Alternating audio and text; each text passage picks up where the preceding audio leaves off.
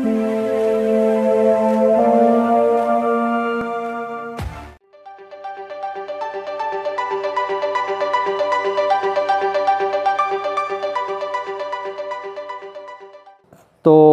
इस पर हम लोग बात करने जा रहे हैं सेमीकंडक्टर डायोड एक्सपेरिमेंट।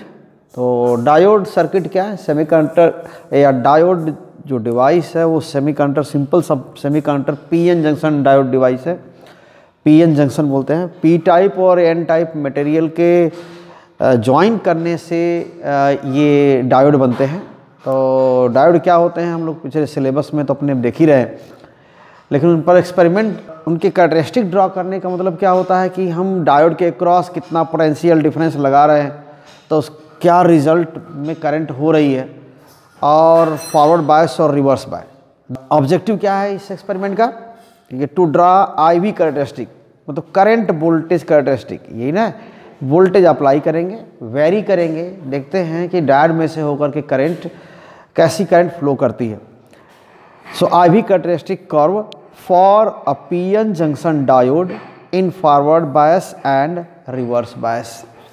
ठीक है, तो इसके लिए क्या क्या अपैरेटस जान ही रहे हैं कि अपैरेटस तो जनरली इस एक्सपेरिमेंट करने के लिए डायरेक्ट जो बने बनाए सर्किट्स आते हैं बॉक्स में, और उन्हीं का यूज़ करते हैं। हमें बहुत कुछ ज़्यादा करना नहीं होता, बस कनेक्शन करना होता है। सारे अमीटर वोल्ट मीटर उसमें जुड़े होते हैं अपनी जगह, हमें कनेक्शन करके केबल के थ्रू, और हमें सप्लाई कनेक्ट करके फिर वेरी करना पड़ता है वोल्टेज को, और करंट को रिकॉर्ड करना पड़ता है। तो यही काम करेंगे। तो अपैरेटस क्या क्या चाहिए इसके लिए? तो बस सेटअप चाहिए, पीएन जंक्शन डायोड सेटअप।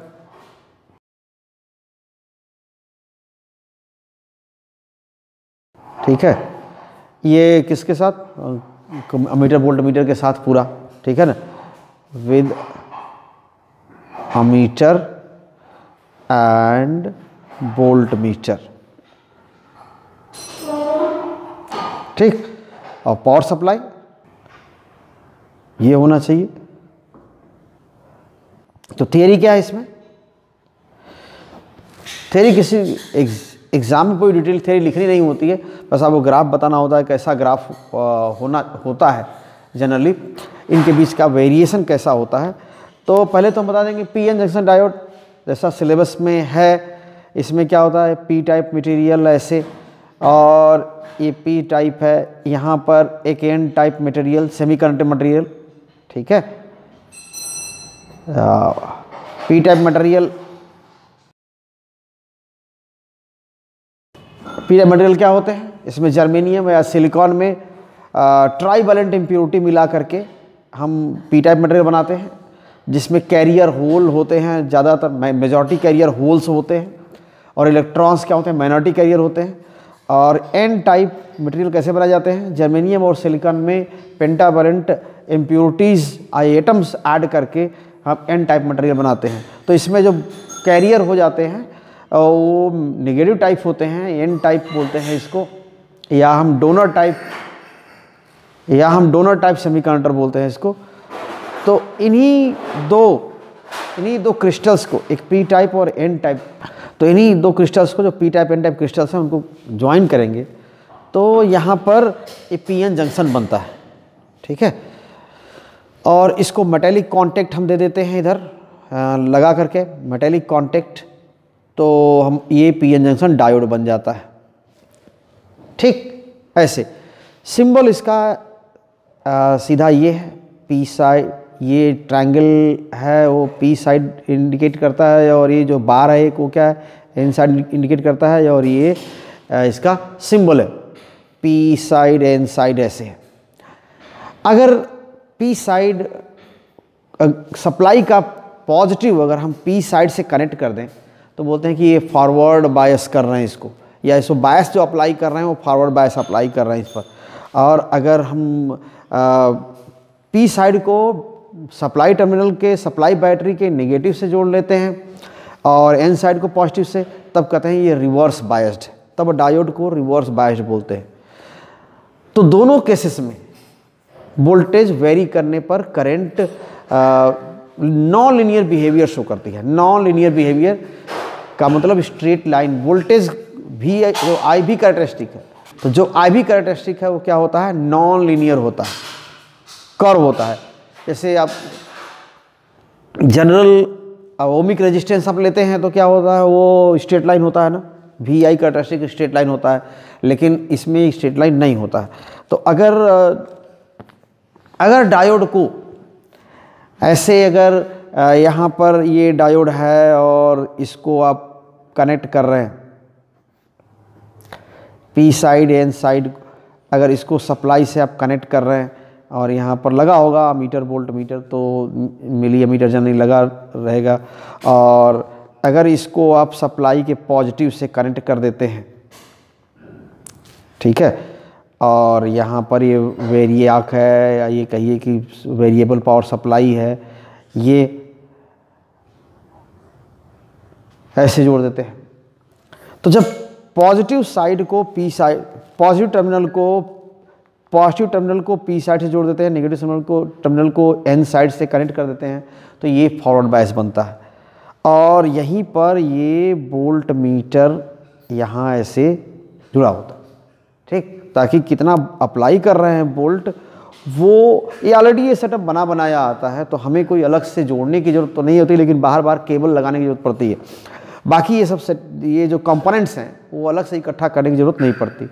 तो इस कॉन्फ़िगरेशन में, इस बायस में, इसको बोलते हैं कि फॉरवर्ड बायस्ड है, तो यहाँ पर फॉरवर्ड बायसिंग है, फॉरवर्ड बायसिंग, ये फॉरवर्ड बायसिंग, ठीक। तो इसमें करंट वोल्टेज रिलेशन क्या होता है, इसमें लगभग मिली एम्पियर के ऑर्डर की करंट चलती है।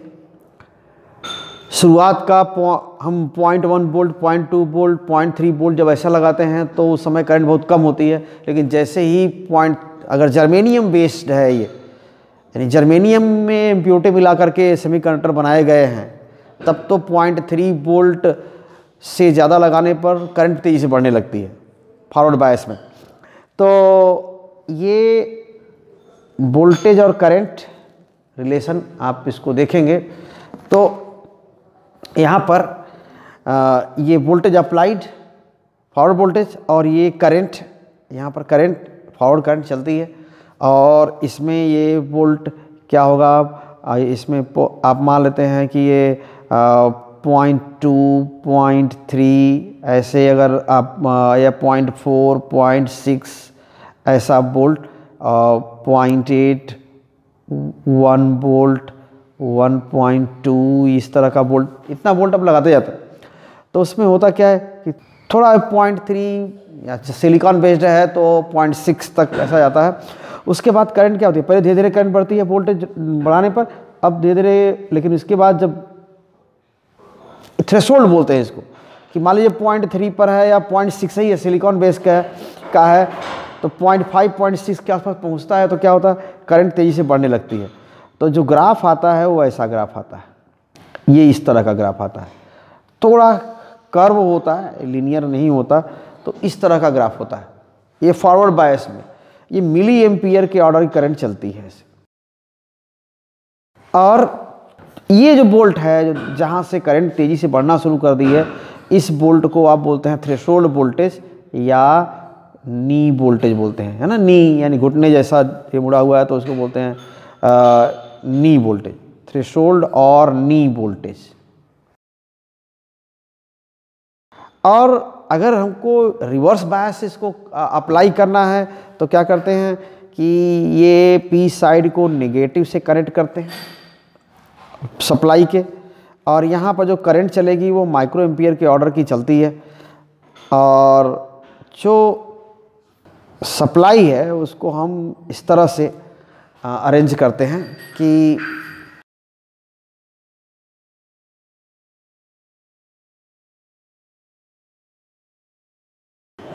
ये अरेंजमेंट, सर्किट अरेंजमेंट, और यहाँ पर इसको ऐसे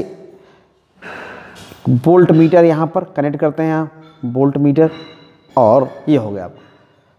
तो यहाँ पर क्या हुआ, नेगेटिव टर्मिनल जाकर के पी साइड से कनेक्टेड है और ये पॉजिटिव टर्मिनल एन साइड से कनेक्टेड है। तो एक तरह से यहाँ करंट बहुत कम चलती है। जो आपका होल्स और इलेक्ट्रॉन का डिफ्यूज़न होता है, करंट चलती कैसे है, यहाँ पर जब यहाँ हम कह रहे थे कि पी साइड में मेजॉरिटी कैरियर्स होल्स हैं और एन साइड में मेजॉरिटी कैरियर्स फ्री इलेक्ट्रॉन्स हैं, तो जनरली टेंडेंसी क्या होती है, रिकम्बाइन करने की होती है। होल्स और इलेक्ट्रॉन्स रिकम्बाइन करना चाहते हैं, साथ में पी साइड अपना होल कंसंट्रेशन भी मेंटेन करने की टेंडेंसी रखता है, एन साइड अपनी फ्री इलेक्ट्रॉन कंसंट्रेशन को मेंटेन करने की टेंडेंसी रखता है। तो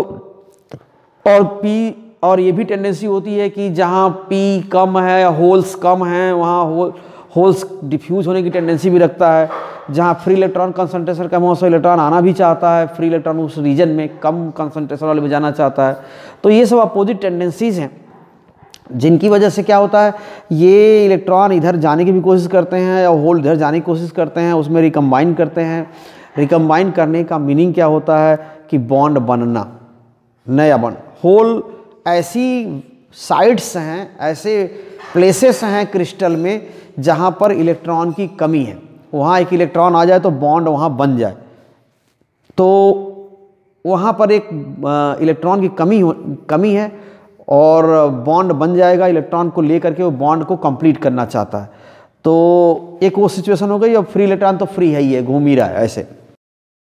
तो जहाँ होल इलेक्ट्रॉन रिकम्बिनेशन होता है, उसको रिकम्बिनेशन कहते हैं, फ्यूज़न होता है, वहाँ पर एक नया बॉन्ड बनता है। इलेक्ट्रॉन अपनी एनर्जी लूज़ करके, फ्री है तो ज़्यादा एनर्जी है, लूज़ कर देगा, बॉन्ड में चला जाएगा तो उसकी एनर्जी घट जाएगी, तो बॉन्ड में चला जाता है। तो इस तरह से ये रिकम्बाइन होने के चक्कर में चार्जेस का फ्लो होने लगता है। इलेक्ट्रॉन इधर से आएगा, होल इधर से जाएंगे, तो इससे क्या होगा, होल पॉजिटिव नेचर के होते हैं, पॉजिटिव कैरियर जैसे होते हैं। तो होल की वजह से करंट ऐसे चलेगी IH, और इलेक्ट्रॉन इधर जा रहे हैं ऐसे, तो उनकी वजह से भी करंट क्या चलेगी, I इलेक्ट्रॉन। तो दोनों IH और IP मिला करके क्या हो जाएगी, करंट। तो IH और प्लस IP IE ये मिला करके टोटल करंट होती है, ठीक है। और यही करंट फॉरवर्ड करंट है। अगर हम जैसा ये रिकम्बाइन होना चाह रहे हैं वैसा हम बाहर से सपोर्ट दे देते हैं तो कहते हैं ये फॉरवर्ड बायसिंग है। तो ये होल्स इधर जाना चाहते हैं, होल्स पॉजिटिव नेचर के इधर जाना चाहते हैं, और इलेक्ट्रॉन्स नेगेटिव है ही हैं, वो इधर आना चाहते हैं। हमने सप्लाई भी ऐसा ही लगा दिया, पी साइड पर पॉजिटिव और एन साइड को नेगेटिव से जोड़ दिया, तो एक तरह से ये सपोर्ट करता है और रिकम्बिनेशन को जाने को, और इनको सपोर्ट करता है। होल को इधर जंक्शन, ये जंक्शन है, ये जंक्शन है इधर, तो जंक्शन की ओर जाने के लिए होल्स को प्रेस करता है, और इलेक्ट्रॉन्स को भी इधर से इलेक्ट्रॉन को एन साइड से इधर जंक्शन की ओर आने के लिए ये एक तरह से पुश करता है। ऐसे मेरी कम्बिनेशन को बढ़ाता है। तो करंट यहाँ मिली एम्पियर के ऑर्डर करंट चलने लगती है। इसी को आप फॉरवर्ड बायस कहते हैं कि फॉरवर्ड बायस लगा दिए। अगर हमने रिवर्स लगा दिया तो क्या होगा, इसका उल्टा हो गया। और उल्टे होने का मतलब क्या है कि ये यहाँ पी साइड को निगेटिव जोड़ दिए हैं, तो ये होल्स को इधर अवे, जंक्शन से अवे ले जाने की कोशिश करता है, और एन साइड को पॉजिटिव जोड़ दिए हैं तो ये इलेक्ट्रॉन्स को जंक्शन से अवे ले जाने की कोशिश करता है। तो रिकम्बिनेशन होता नहीं। रिकम्बिनेशन की करंट ही मिली एम्पियर के ऑर्डर की है। अगर वो करंट कम है तो क्या हो जाएगा, अगर ये करंट कम है तो वो ऐसा रिकम्बिनेशन कम हो रहा है ऐसे बोलेंगे, नहीं तो ठीक ठाक करंट होती है। यहाँ पर जंक्शन के क्रॉस चार्जेस का, होल्स का और इलेक्ट्रॉन्स का रिकम्बिनेशन होता है और फॉरवर्ड करंट चलती है। लेकिन अगर रिवर्स कर दें, इसको रिवर्स बायस लगा दें, तो ये सपोर्ट तो करता नहीं बल्कि अपोज करता है, होल्स को और इलेक्ट्रॉन्स को, फ्री इलेक्ट्रॉन्स को अवे ले जाने की कोशिश करता है, ये बायस। लेकिन उसमें भी क्या है, ज़्यादा एनर्जी वाले इलेक्ट्रॉन्स तो ऐसे भी इधर उधर जाते फुदकते रहते हैं, इधर उधर चले जाते हैं, ठीक है। जो जंक्शन का फील्ड बनता है, क्योंकि जहाँ पर ये पी साइड है वहाँ पर एक नेगेटिव लेयर बनती है पी साइड में, एन साइड में पॉजिटिव लेयर बनती है आयंस की, क्योंकि फ्री इलेक्ट्रॉन जहाँ से आते हैं ना वो एटम आयन बन चुका होता है। तो जब इस रीजन के इलेक्ट्रॉन इधर चले जाएंगे तो आयन ही बच जाते हैं, वही पॉजिटिव लेयर आयन की एन साइड में बनी रहती है। होल्स क्या होते हैं, वो अपना इलेक्ट्रॉन लूज करके, एटम्स अपना इलेक्ट्रॉन लूज करके होल बना लेते हैं, यानी अपनी पॉजिटिव वैकेंसी अपने चारों ओर बना लेते हैं। तो वो भी आयन है, वो भी चल नहीं सकते अंदर मटेरियल के अंदर। तो ये इस साइड पी साइड के अगर होल चले जाते हैं कुछ इस साइड के, तो यहाँ पर निगेटिव लेयर बच जाती है। तो ये पॉजिटिव निगेटिव लेयर की वजह से क्या होता है, इंटरनल फील्ड, ये पॉजिटिव से निगेटिव की ओर एक फील्ड यहाँ पर क्या होता है, फॉर्म हो जाता है। और ये फील्ड क्या करना चाहेगा, इलेक्ट्रॉन को अपने अपोजिट, ये इंटरनल फील्ड है, तो इलेक्ट्रॉन को अपने अपोजिट ले जाने की कोशिश करता है। लेकिन पी साइड में तो इलेक्ट्रॉन फ्री बहुत सारे हैं नहीं, एन साइड में होल्स बहुत हैं नहीं, इक्का दुक्का होंगे।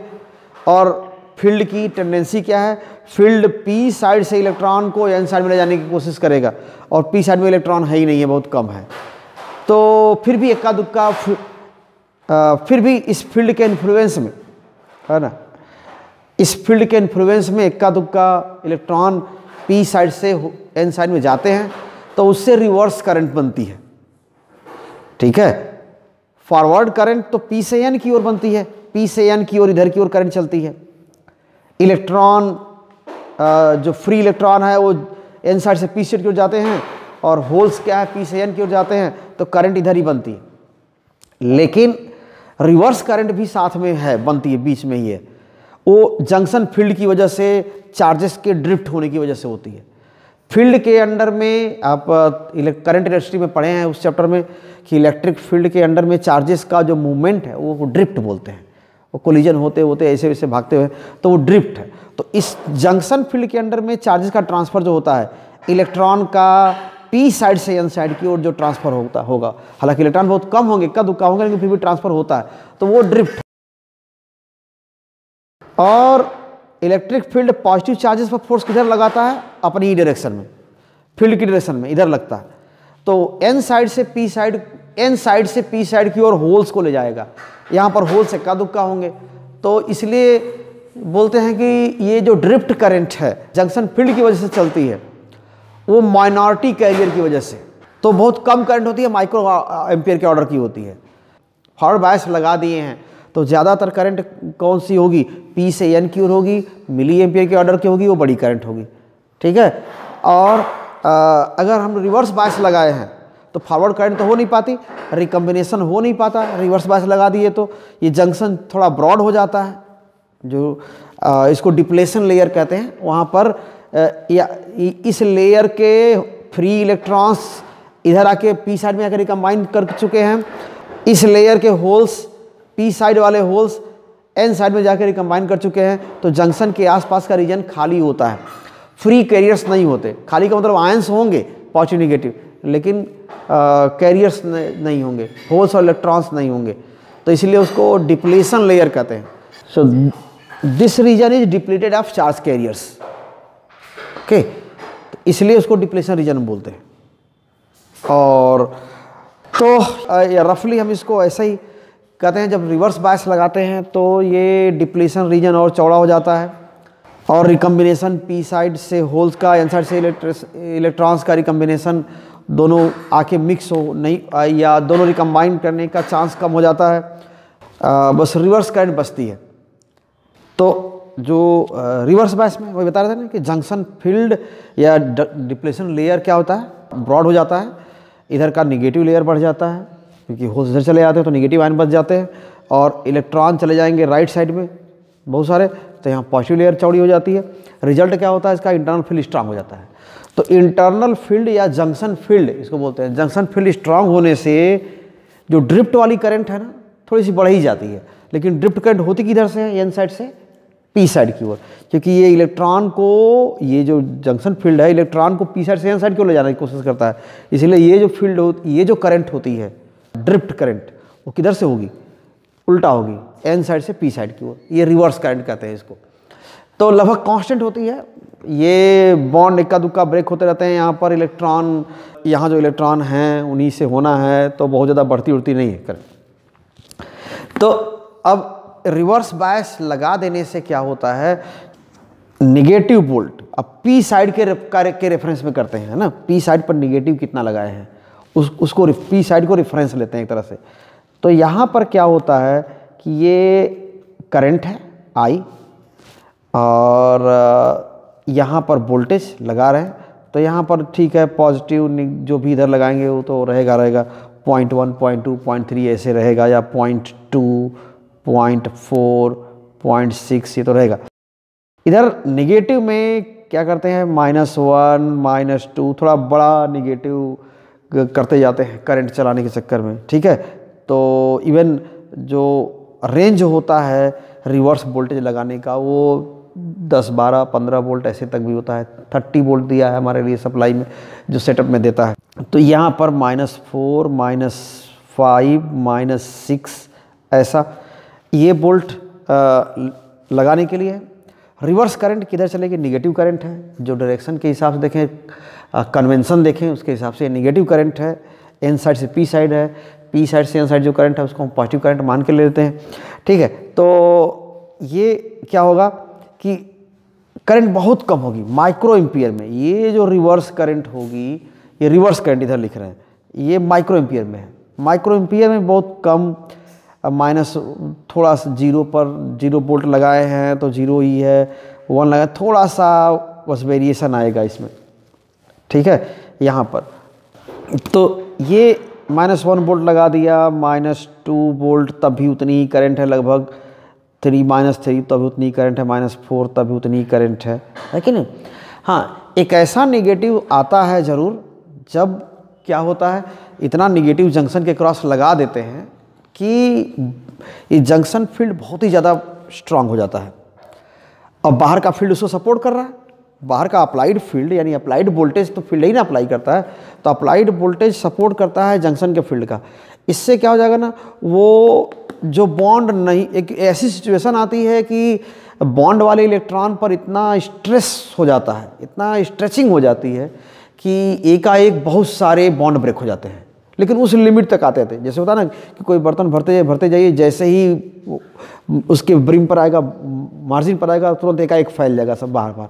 तो वैसा हो गया कि जंक्शन फील्ड आप बाहर का फील्ड बढ़ाते जाइए, एक ऐसी सिचुएशन आ जाएगी जहाँ पर इतना बोल्ट हो जाएगा कि उसको बोलते हैं ब्रेकडाउन हो गया, यानी उस लिमिट को क्रॉस कर जाता है जितना बोल्ट है ना, जो बॉन्ड है, okay, without much voltage it can withstand, okay, उतना जितने वोल्टेज को विदस्टैंड कर सकता है, झेल सकता है, उतने उससे ऊपर अगर लगा देंगे तो एकाएक बॉन्ड बहुत ज़्यादा ब्रेक हो जाएगा। तो एकाएक बहुत रिवर्स करंट बहुत तेज़ी से बढ़ती है, रिवर्स ही बढ़ेगी, रिवर्स ही करंट बहुत तेज़ी से बढ़ेगी, ठीक है। तो अगर पहले 10-20 माइक्रो एम्पियर है तो एकाएक 100-200 माइक्रो एम्पियर होने लगती है, 300-400 माइक्रो एम्पियर होने लगती है करंट, इतनी तेज़ी से बढ़ जाती है। तो उसको कहते हैं एवलांस ब्रेकडाउन या ब्रेकडाउन, ठीक है ना, उसको ब्रेकडाउन कहते हैं। तो ये करंट तो जैसे ही मान लेते हैं, अब वो मान लीजिए कि इससे 5 है, 5.5 पर आया तो वो सिचुएशन आ गई तो ब्रेकडाउन हो गया। तो ऐसे एकाएक तब तो फिर -1 पर उतनी ही करंट, -2 पर उतनी ही करंट, -3 पर उतनी ही करंट, -4 पर उतनी ही करंट, -5 वोल्ट पर उतनी करंट। लेकिन जैसे ही 5.5 पहुंचा माइनस में, करंट एकाएक बहुत तेज़ी से बढ़ गई उसी डायरेक्शन में, रिवर्स डायरेक्शन में।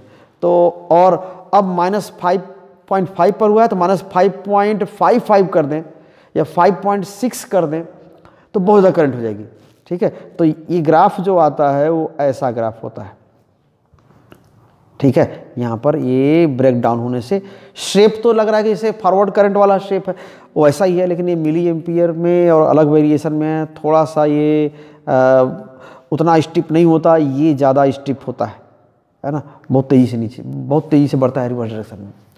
तो ये दोनों ये कैरेक्टरिस्टिक्स हम यहाँ पर स्लोप निकाल करके VI ग्राफ का स्लोप अगर फाइंड आउट करें, उसका रेसिप्रोकल क्या होता है, रेजिस्टेंस होता है। VI ग्राफ में उसका स्लोप है, उसका रेसिप्रोकल रेजिस्टेंस होता है। तो लेकिन ये रेजिस्टेंस यहाँ अलग है, देखिए यहाँ पर वोल्ट ज़्यादा बढ़ाएंगे कम ही करंट बढ़ेगी। इस रीजन में क्या है, कम वोल्ट थोड़ा ही बढ़ा रहे हैं तो भी करंट बहुत तेज़ी से बढ़ रही है। तो इसको बोलते हैं कि डायोड का रेजिस्टेंस क्या होता है, डायनेमिक होता है ना, डायनेमिक रेजिस्टेंस बोलते हैं। तो वो रिवर्स, ये फॉरवर्ड बायस और ये रिवर्स बायस दोनों, यहाँ पर ये रिवर्स बायसिंग है, दोनों में ग्राफ स्ट्रेट लाइन नहीं होता और ये ठीक है। तो अब ऑब्जर्वेशन में क्या लेंगे, सीधे हमें सेटअप बनाया है, सर्किट बनाया है, तो हम वेरी करेंगे वोल्टेज को और करंट उसके करस्पॉन्डिंग जो करंट होगी वो करंट हम लेते जाएंगे। तो हमें बहुत ज़्यादा नोट कर लेंगे कि उनका क्या है, लीस्ट काउंट क्या है। ठीक है, तो ऑब्जर्वेशन में क्या है, ऑब्जर्वेशन तो उसमें least count of volt meter, ठीक है, ये जितना होगा लिख लेंगे। Range of volt meter, range of volt meter ये लिख देंगे। ठीक है, volt meter, least count of ammeter या मिली अमीटर जो भी है उसमें ये कितना है, और रेंज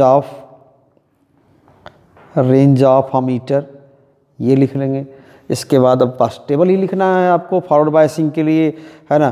फॉरवर्ड बायस या रिवर्स बायस जो भी आप अलग अलग कर सकते हैं कि फॉरवर्ड बायस, फिर वही चीज़ कि आपने टेबल बनाया और सीरियल नंबर और जैसे लिखते हैं टेबल में वही काम करेंगे।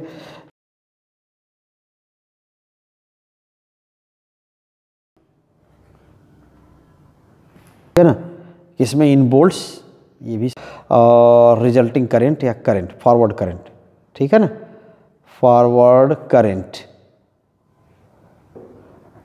ठीक, इन मिली एम्पियर। तो वही 1 2 3 4 5 6 7 ऐसा करते जाएंगे।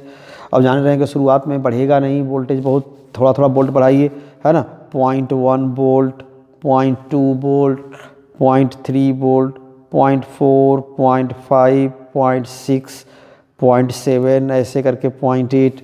अब देखिए कैसे कैसे करंट आ रही है, वैसा देखेंगे। जीरो रहेगा तो जीरो भी देख लेंगे। तो ये सब जैसे जैसे वेरिएशन होगा वह हम नोट करते जाएंगे।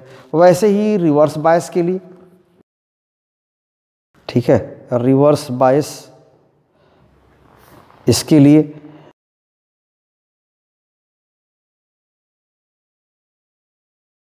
अप्लाइड रिवर्स वोल्टेज, अप्लाइड इस सीरियल नंबर हो गया, अप्लाइड रिवर्स वोल्टेज, ठीक है, और रिजल्टिंग करंट।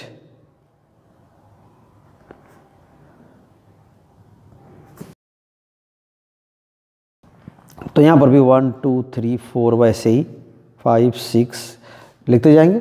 यहाँ -1 -2 वोल्ट, -3, ठीक, ऐसे करके ये लिखते जाएंगे। जो करंट आएगी वो लिखेंगे।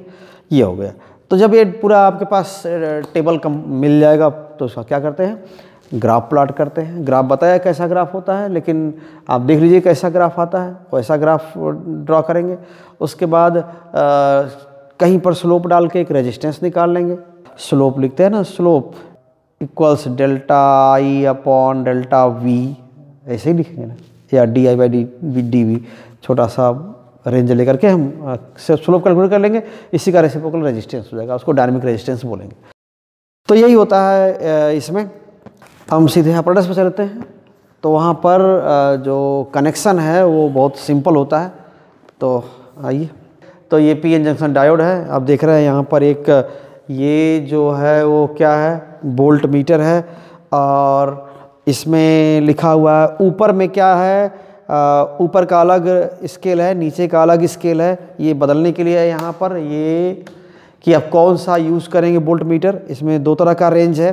ऊपर वाला जो रेंज है 0 to 3 वोल्ट का है, और नीचे का रेंज है वो क्या है, 0 to 30 वोल्ट का है। तो आपको फॉरवर्ड बायस में जनरली 0 to 3 वोल्ट वाला यूज़ करते हैं, और रिवर्स बायस में 0 to 30 वोल्ट वाला रेंज यूज़ करते हैं। इसको ऑन ऑफ कर इधर शिफ्ट करके यहाँ पर उसको 3 वोल्ट वाले मोड में ले आते हैं, या फिर 30 वोल्ट वाले में ले आते हैं, आपकी मर्ज़ी।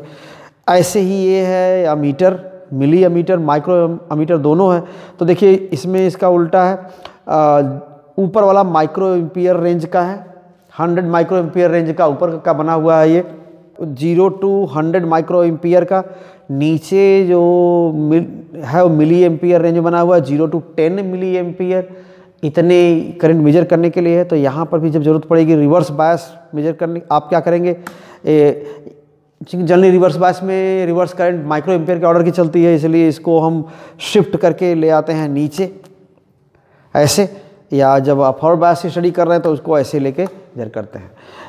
यहाँ सीधे ये कॉर्ड है, इसका जो कनेक्शन है ये इससे हम जोड़ सकते हैं, और ये सीधे सप्लाई से हम जोड़ लेंगे तो यहाँ पर ये इंडिकेटर है, मालूम हो जाएगा कि हाँ ये ऑन ऑफ हो रहा है, ऑन ऑफ करने के लिए है, ठीक है।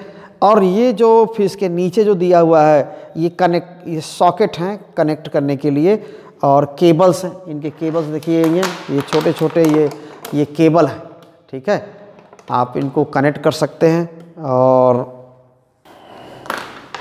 तो ये यहाँ पर ये केबल्स हैं, हमें डायोड सर्किट कंप्लीट करने के लिए हमें 5 केबल्स की ज़रूरत पड़ती है, जो ये सेटअप है इसके अकॉर्डिंग। तो ये ऑन ऑफ स्विच, ये वोल्टमीटर अमीटर का शिफ्टिंग स्विच है, और ये जो दोनों ये दिख रहे हैं ये वाले, ये क्या है 0 to 3 वोल्ट रेंज का इधर वाला है वेरिएक, ठीक है। तो ये बदलने वाला है वोल्ट, सोर्स है, सप्लाई है यहाँ जुड़ा हुआ है। तो सप्लाई 0 से 3 वोल्ट वाली सप्लाई फॉरवर्ड बायस के लिए, और 0 to 30 वोल्ट वाली सप्लाई ये इसके लिए, ये जो घुमा रहा है इसके लिए है। तो हम फॉरवर्ड बायस जब स्टडी करेंगे तो आप क्या करें, सप्लाई का पॉजिटिव जोड़ते हैं किससे, डायोड के पॉजिटिव में। तो ये डायोड देखिए फॉरवर्ड बायस के लिए दिया हुआ है, 2 डायोड दे रखा है, तो आपकी मर्जी। तो ये पहला डायोड है, ये डायोड फॉरवर्ड बायस के लिए हम जोड़ देते हैं। तो फॉरवर्ड बायस के लिए 0 to 3 वोल्ट वाली सप्लाई यूज़ करेंगे, तो इसका पॉजिटिव इसके लिए देखिए जोड़ने के लिए 2 दिया है, 2 पॉजिटिव सॉकेट दिया है, 2 निगेटिव दिया है, इसको हम जोड़ सकते हैं। तो अब बीच में क्या करना है, इसके पॉजिटिव को डायोड के पॉजिटिव से कनेक्ट कर दिया, ये देखिए ये ऐसा कनेक्ट हो गया, ठीक। और इसका जो डायोड का जो अगला एंड है, अच्छा रास्ते में अमीटर भी रहना है, ठीक है ना। तो इसका एन साइड क्या है, नेगेटिव में जोड़ना है, लेकिन बीच में अमीटर भी आएगा, तो इसलिए बीच में अमीटर अब पॉजिटिव की ओर से होके आ रहे हैं, हम पॉजिटिव की ओर से होके आ रहे हैं डायोड से होते हुए। तो फिर ये जो डायोड का पॉजिटिव निकला है वो अमीटर के पॉजिटिव जो एन साइड से जोड़े हैं वो अमीटर का पॉजिटिव ले लेते हैं, क्योंकि हम पॉजिटिव सोर्स के पॉजिटिव से होके आ रहे हैं डायोड में, तो डायोड के थ्रू आ रहे हैं सोर्स के पॉजिटिव से, तो इसको हम यहाँ जोड़ देंगे। और फिर अमीटर से जो निकलेंगे तो कहाँ लेके जाएंगे इसको, फिर लौट आएंगे कहाँ पर, सप्लाई में, सप्लाई के निगेटिव में लौट आएंगे। ये हो गया। तो 3 केबल हमने यूज़ कर लिया यहाँ पर, और इसके बाद अब वोल्ट मीटर जोड़ना है। जितना हम अप्लाई कर रहे हैं उन्हीं को क्या करना है, उन्हीं को जोड़ना है। ये यहाँ जो देख रहे हैं ये होना चाहिए यहाँ पर, ठीक। तो एक ये अभी खाली है मेरे पास, तो इनमें हम सप्लाई के पॉजिटिव से वोल्ट मीटर का ये पॉजिटिव, और सप्लाई का निगेटिव से एक सप्लाई का निगेटिव है, एक ही निगेटिव है एक ही पॉजिटिव, दोनों 2 जगह सॉकेट में बनाया है, ठीक है, ताकि 2 चीज़ें जोड़ सकें। ये हो गए। तो ये हम 5 केबल हमारे यूज़ हो गए, और ऐसे ही इसको हम यहाँ कर लेते हैं। अब ये जो आपका कनेक्टर है, ये पिन है, इसको सप्लाई से जोड़ लेते हैं, ठीक है। तो देखिए वो उधर कनेक्ट कर दिया गया, और हम ये स्विच ऑन करेंगे तो इंडिकेटर जलना चाहिए, है ना, कि जल रहा है इंडिकेटर, ये वाला इंडिकेटर।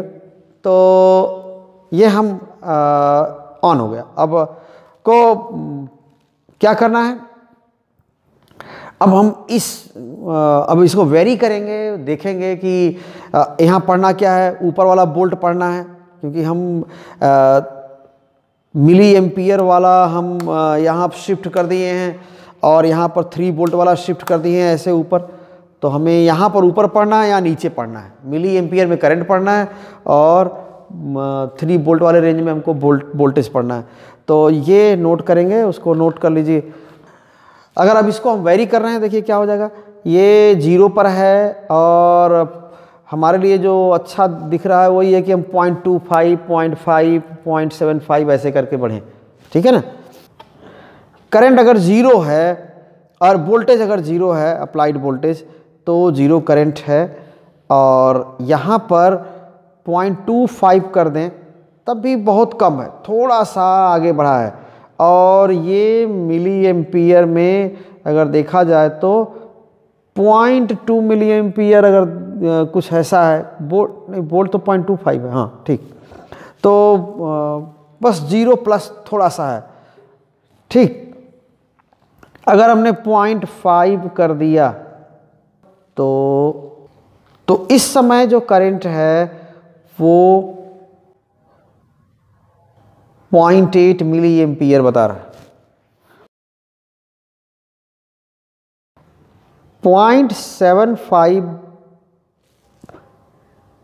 वोल्ट अगर लगा दिया तब ये 1.6 मिली एम्पियर, लीनियर जैसा वेरिएशन हो रहा है। अब 1 वोल्ट लगा दिया, 1 वोल्ट अप्लाई कर दिया तो 2.4 प्लस है, 2.4, ठीक है।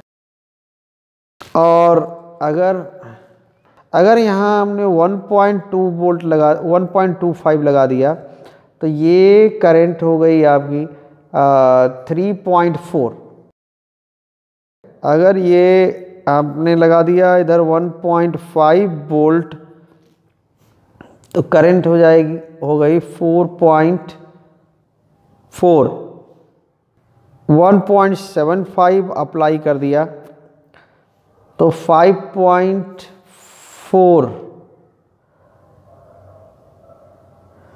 और अगर 2 वोल्ट लगा देते हैं तो ये 6.2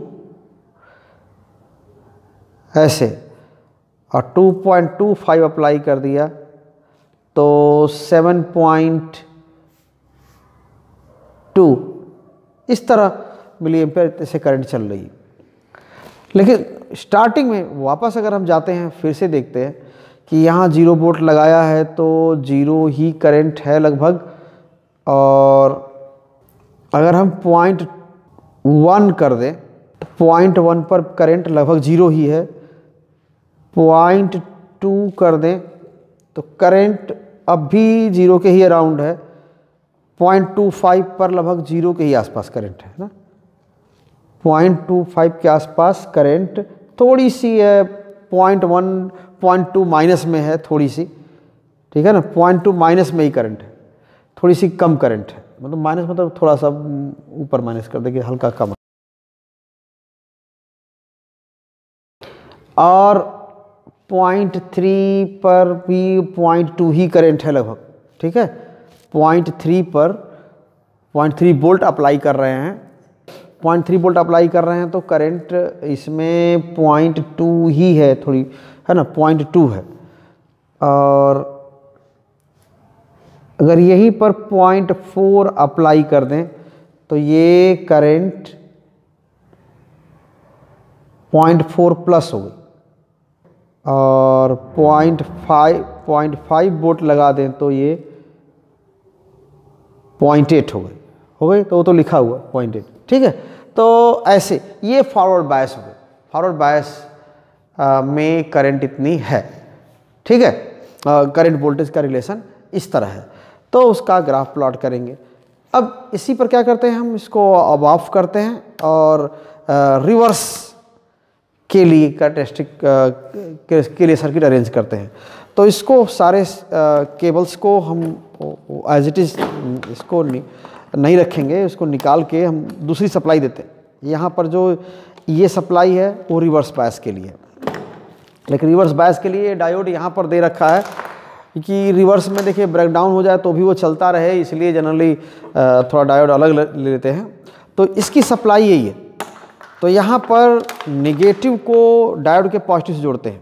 ठीक है, ये नेगेटिव है तो डायोड का पॉजिटिव से कनेक्ट कर लेते हैं, और फिर डायोड से निकलने के बाद नेगेटिव से आ रहे हैं तो अमीटर में तो वैसे ही नेगेटिव में रहेंगे। ठीक है ना, नेगेटिव में जाएंगे, जब नेगेटिव से आ रहे हैं तो नेगेटिव में जाएंगे, और अमीटर का पॉजिटिव आने के बाद फिर क्या हो जाएगा, यहाँ पर कनेक्ट कर देंगे सप्लाई के पॉजिटिव से। ठीक, ये हो गया, देख लीजिए कनेक्शन। और इसके बाद वोल्ट मीटर जोड़ना है, तो वोल्ट मीटर तो वैसे ही सप्लाई के पॉजिटिव से वोल्ट मीटर का पॉजिटिव, और सप्लाई के नेगेटिव से वोल्ट मीटर का नेगेटिव। ये ऐसा होता है। अब हमें ये जो चीज़ें शिफ्ट करनी है, जिसको हम लोग कह रहे थे कि 30 वोल्ट वाले में कर दिया शिफ्ट, है ना, 100 माइक्रो एम्पियर में शिफ्ट कर दिया, तो अब वोल्ट हम यहाँ नीचे पढ़ेंगे ये वोल्ट मीटर में, और करंट यहाँ पर ऊपर पढ़ेंगे माइक्रो एम्पियर।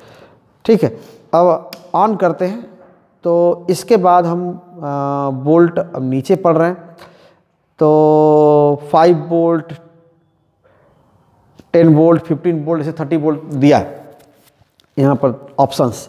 तो यहाँ क्या करेंगे हम, अगर यहाँ 0.25 वोल्ट, अरे 2.5, अभी ये 2.5 है, तो 2.5 वोल्ट लगाते हैं। ठीक है, देखिए यहाँ पर हल्का सा करंट बढ़ी है, ये माइक्रो एम्पियर में करंट है। ठीक, तो ये अगर इसका इंडिकेटर उधर भाग रहा है तो इसका मतलब ये नहीं है कि बहुत ज़्यादा ऐसा कुछ हो गया, बहुत तेज़ी से करंट फ्लो कर रही है। तो यहाँ पर अगर जीरो वोल्ट लगाए हुए हैं, थोड़ा एरर भी इसमें है। ठीक है, इसको एडजस्ट किया जाता है ऐसे, तो इसको हम बढ़ा रहे हैं। यहाँ पर ये हम एक डिवीज़न वैसे ही कम ले रहे हैं। आपने 0 वोल्ट लगाया तो यहाँ पर करंट 0 माइक्रो एम्पियर है, और 2.5 वोल्ट लगा दिया तो करंट कितनी है, यहाँ पर करंट कितनी है, 0 के आसपास ही है भाई 2.5 वोल्ट लगाने पर, और 5 वोल्ट लगा दिया तो यहाँ पर, ठीक है ना, 6 माइक्रो एम्पियर के आसपास करंट है। ठीक, 7.5 वोल्ट लगा दिया तो यहाँ पर यही करंट कितनी हो जाएगी, 12 के आसपास हो गई। ठीक है ना, 12 माइक्रो एम्पियर से ज़्यादा ही है। और अगर हमने 10 वोल्ट लगा दिया तब ये करंट पहुंच गई 24 प्लस। 12.5 वोल्ट लगा दिया तो यहाँ पर करंट 44 मिली एम्पियर के आसपास पहुंच गई।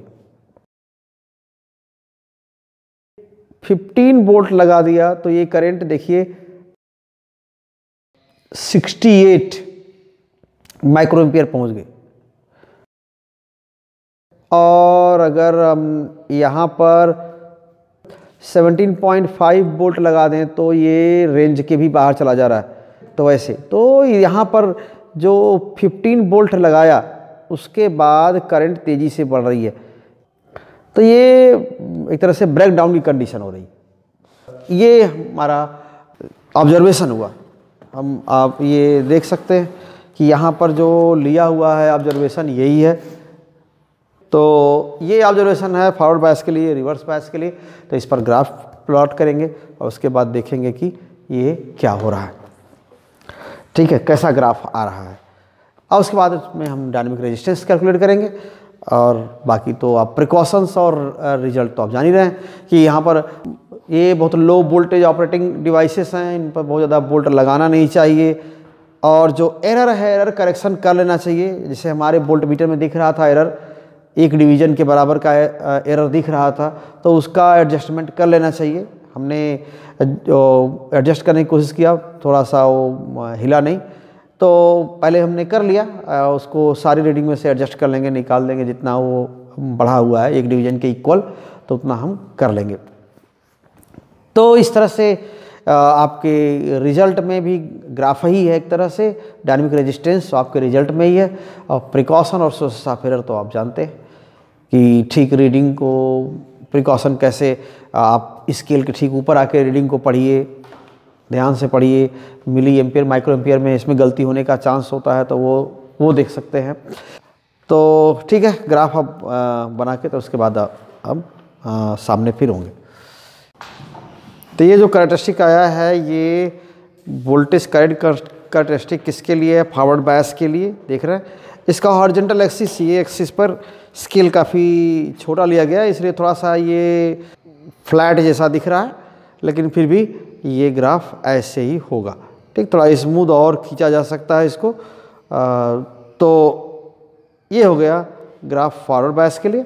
और रिवर्स बायस के लिए ये ग्राफ देखिए, यहाँ पर ये ग्राफ यहाँ पर आया, ये ब्रेकडाउन होने के बाद करंट है, और यहाँ पर देख रहे हैं ना, इसके बाद ये ग्राफ काफ़ी वोल्टेज, जो अप्लाइड वोल्टेज है इधर की ओर है, और जो रिवर्स करंट है माइक्रो एम्पियर में होगी ये इधर है, और ये ग्राफ आया, ये सब माइक्रो एम्पियर में ये करंट है।